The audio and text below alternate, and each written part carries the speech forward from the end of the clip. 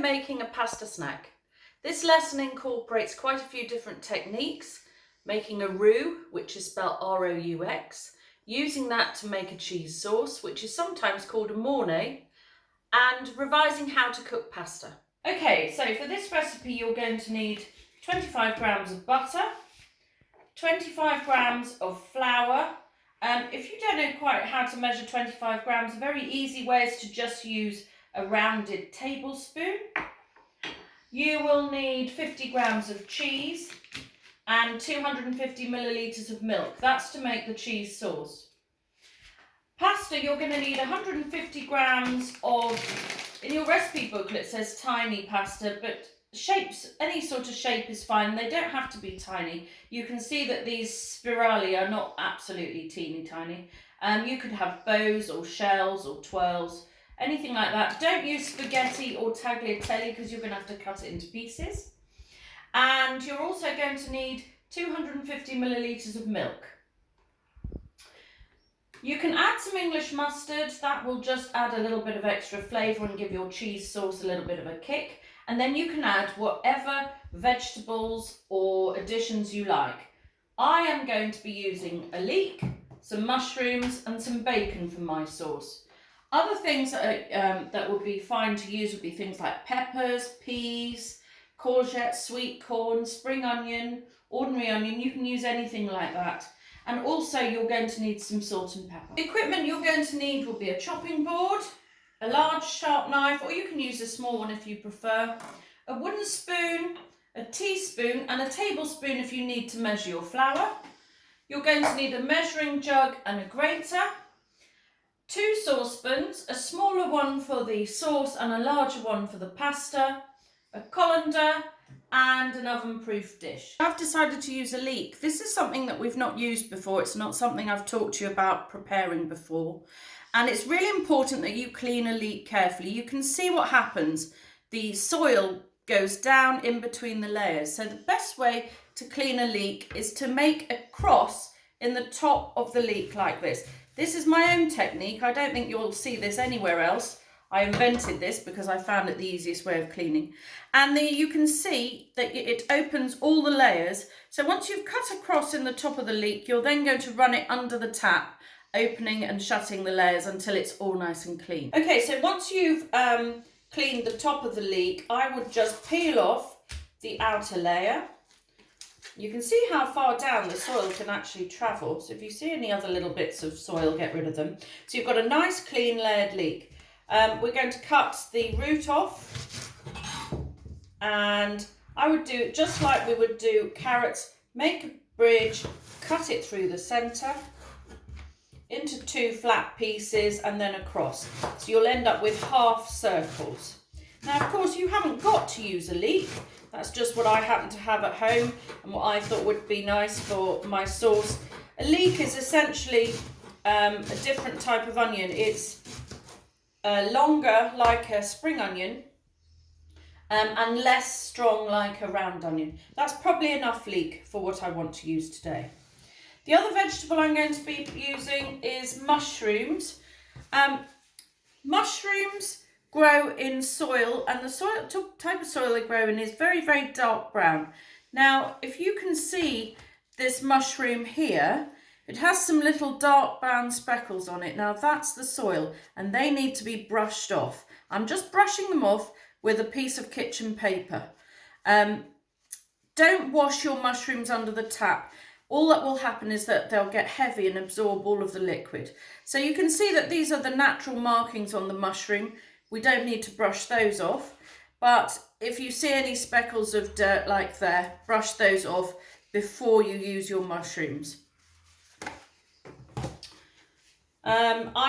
These are relatively small. I'm just going to cut through a bridge and then again into a quarter. So I'm not going to slice them up for this recipe. I'd like some fairly decent size chunks of mushroom. I'm using some smoked bacon. That adds a nice flavour. Probably allow a rasher of bacon per person. This sauce is going to be feeding 3 of us, so I've got 3 rashers here. I take the fat off. That's just because I don't like it, but if you like it, you can leave it on. If you're finding that cutting bacon is rather difficult with your knife, have a go with your scissors instead, because sometimes that can be a lot easier. So just take off any bits of bacon that you don't want, and then just like everything else, we're aiming to get all the pieces of the vegetables and the bacon into similar sizes. So just cut it into similar sized pieces. Before you start cooking your sauce, I would recommend you fill your larger saucepan 3/4 full with water. You can use hot water actually, or even boiling water.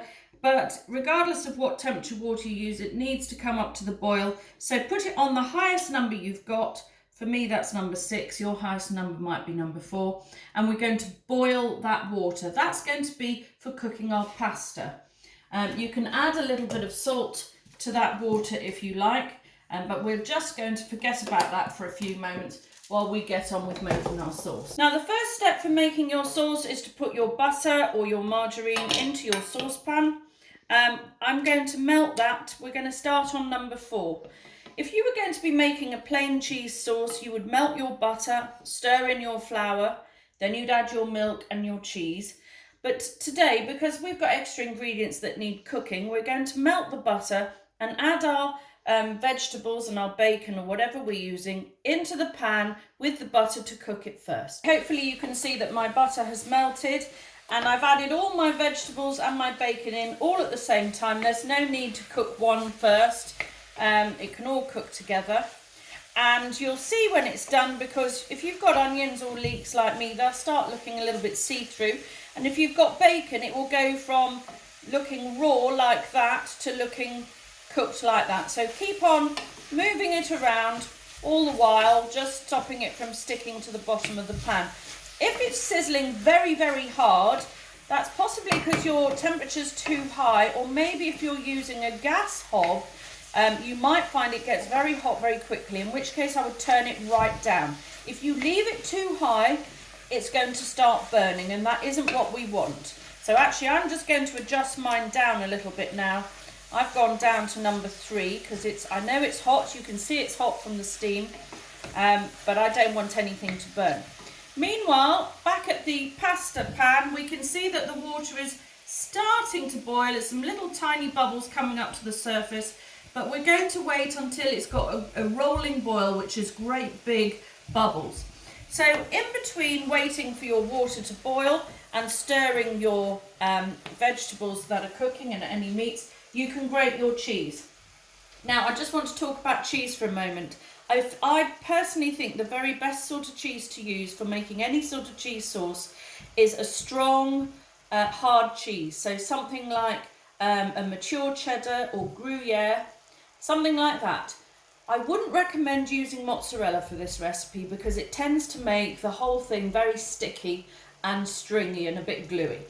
So you can carry on doing a little bit of grating while you're waiting for your water to boil. Okay, can you see that my leeks are looking nice and soft and my bacon's looking cooked? At this point, you still need to have some butter that's in a liquid state. If you haven't got any liquid butter at this point, possibly you haven't measured your butter properly and you might need to add a little bit more. Next thing is that the flour is going to go straight in, and this is the part where we're making a roux. So a roux is just simply a combination of melted butter and flour stirred together. Now this is going to make a rather strange, ugly looking mess for a few moments, but it will all be fine. Obviously, if you were making a plain cheese sauce, you would just have a little soft ball of butter and flour. Can you see it's come together into a ball? That's what you're looking for. You need it to stir around for about a minute just to cook the flour, and then you turn your heat off. Now, if you get to this point and you've still got a lot of liquid butter and you've already added your flour, you're going to need to add more flour, because you need it to be into this sort of come together into a ball. If you get to this point and you have got a lot of dry flour, then you're going to need to add some more butter until you get it into this sort of joined ball. If it's too wet, add more flour. If it's too dry, add more butter. Okay, hopefully you can see that my pasta water is creating a lot of steam and there are a lot more bubbles, and you can possibly even hear it bubbling now. So at this point, you're ready to add your pasta. I would just throw it all straight in and just give it a little stir about as it goes into the water to stop it sticking to the bottom. We always cook pasta in boiling water because if it's cold, it'll sink to the bottom and all stick together. So just give it a little stir, and you can see that it stopped the water from boiling, but we'll just leave it on a high heat to come back up to the boil. Okay, meanwhile back at our sauce, we've turned the heat off. We've got a bowl of roux with vegetables and bacon in it. And at this point, you're going to start adding your milk. The heat is off. Please don't do this on the heat. So you're going to pour in some milk and it will absorb, the bowl of roux will absorb the milk that you pour in fairly quickly. So can you see that that milk I added just now has more or less disappeared? As soon as it's disappeared, pour in some more milk. Now, in case you're wondering, I decided to make a double batch here because I've got hungry people in this house. So I'm actually making mine with 50 grams of butter, 50 grams of flour and 500 millilitres of milk. It's very easy to double up this recipe. So as you can see, there's no more liquid. Pour some more in. When you're making a cheese sauce which doesn't have any added vegetables or extra ingredients in it, you can end up with it going lumpy if you add your milk too quickly. To be honest, because we've already got different things in here, this sauce is very unlikely to go lumpy, even if we add the milk a little bit quickly. Can we see we've got to a nice creamy consistency? It's nice and soft and runny. When you get to that point, you can just pour the rest of the milk in. Okay, because the danger of making a lumpy sauce has passed. You will need to pour in all the milk. If you don't pour in all the milk, you're going to end up with an extremely thick sauce. At this point, we're going to turn the heat back on, back to number 4. And we're going to wait for the milk to come up to the boil. That will take probably 3 or 4 minutes. And it's quite a good idea, if you can, to keep on stirring as you go. So while you're here stirring, you may as well add some seasoning. I'm going to add quite a lot of pepper because I like pepper. I'm not going to add anywhere near as much salt because I've got smoked bacon, which is salty, and I'm going to be adding cheese, which is also salty. So I'm just adding a tiny little amount of salt. Your sauce might require more salt if you haven't got a lot of salty ingredients going in. So you can adjust the seasoning while you're waiting for your sauce to come up to the boil. If you want to have a look at the pasta pan now, you can see that that is back up to the boil. So just give your pasta a little stir. Make sure it's not all sitting on the bottom. You don't have to keep on stirring your pasta. Every so often, just give it a stir to stop it from sticking. Now we're going to carry on stirring the sauce, the cheese sauce that we're making, until it comes up to the boil. Now if you've got bits stuck to your spoon, try and get them off, I would say. And also when you're stirring, make sure you go right around the edges and through the middle, because if you don't go right around the edges of the pan, that's where it will stick. So really make sure you're giving it a good stir all the way round the sides. And of course through the middle. Now you can see that the pasta water is really bubbling now and there's a lot of steam coming off it. You can see that the pasta shapes are moving up to the top. Don't put a lid on the boiling pan of pasta because what will happen is that it'll overflow all over your hob. Now the size pasta that I've got there will take 10 minutes. If you've got really, really tiny weeny little stars or other shapes, you can get really tiny pasta. That will only take 5 minutes. So as soon as you can see your pasta water is boiling again, I would check the time on the clock so you know what time you're going to need to strain it. It's quite easy to keep your eye on because you're actually stood at the hob with your saucepan making your sauce at the same time. Now I'm carrying on stirring my sauce, and I don't know if you can see the steam is starting to rise here, so it is getting warmer. Every so often stop stirring and have a look at it and see if it's bubbling. What we're waiting for is for the liquid to actually boil. so that in that case you'll be seeing big bubbles. When it boils, it will thicken. So if you keep stirring and stirring and stirring, which you need to do, you can't actually see the bubbles. So every so often, just stop and have a look and see. Now the cheese will be added after we've made the sauce. That's because if you add it while it needs to boil, it ends up going a little bit strange. So always stir the cheese in afterwards. My sauce is now boiling. I know that my pasta's had 10 minutes and the sauce is now boiling. So we need to drain the pasta, turn off the heat from both the pasta pan and the saucepan, and we're going to drain the pasta. You're going to use a colander and just tip the whole lot. There's a lot of hot water here, so be careful. Steam can give a nasty burn, so just be careful. Strain out all of the water, catch all your pasta, and just sit it on your saucepan for now while we finish the sauce. So the sauce is now bubbled away, so it's thickened. If at this point your sauce, although it's boiling, is very, very thin still, the best thing to do is to add a little bit of corn flour and water mixed together and put it back on the heat. If at this point your sauce is extremely thick, I would add a little drop more milk or water, something to thin it down a bit, just to make sure you've got this sort of consistency. Then the cheese is going to go in. Sorry. And you can add a little bit of English mustard if you like. English mustard tends to make cheesy flavours taste more cheesy, but if you don't like it, don't put it in. I wouldn't do a whole teaspoon. I would say maybe a half. And stir that in, and then we'll have a taste and see if it needs to adjust its seasoning at all. So although I'm at the hob, I haven't got any heat on here.